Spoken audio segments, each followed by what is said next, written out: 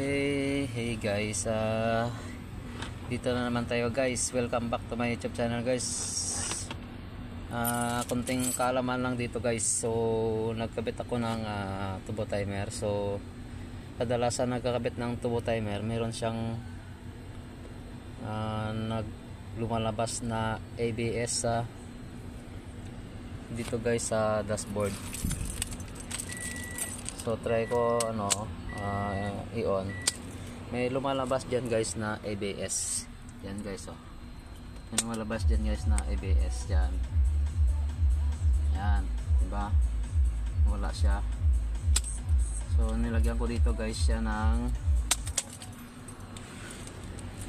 kaalaman, dagdag kaalaman yan guys. So ang nilagay ko dito guys, isa po siyang diode.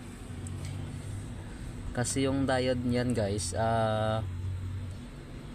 pag nag-start ang makina, yung itong kulay blue na kulay pumupunta dito sa may isang on. So pag walang diode ito guys, pag nag-start ang sasakyan, tapos bubunutin mo yung susi diyan, pag nag-direct diyan siya, mayroon siyang power gumagana dito. So ang pag may power dito, so it means lumalabas doon yung ABS na sa dashboard. So ang ginawa natin guys, dagdag kaalaman guys, so nilagyan ko siya ng diode din guys. So pag nag-start, naka-diode na siya, lumalabas din po yung kuryente. Pero pag binaklas ko ang susi, mawala na yung kuryente dito kasi wala nang power dito.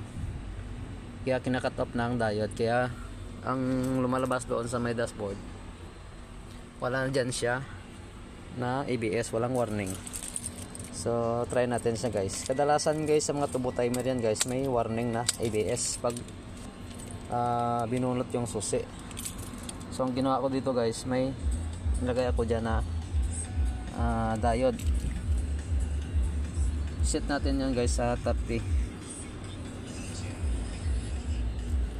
Naka 30 yan guys, second. So start natin guys.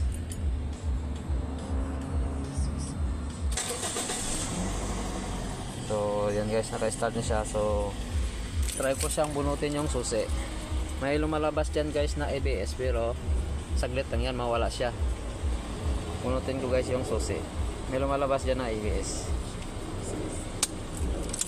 Ayan ABS, mawala yan guys. Yan, ito yung susi na binunot ko.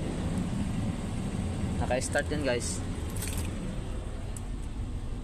Yan, naka-start yan.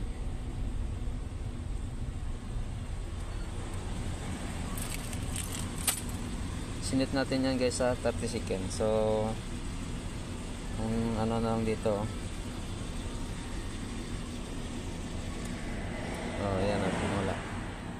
Yan na guys, dagdag kaalaman. Thanks for watching.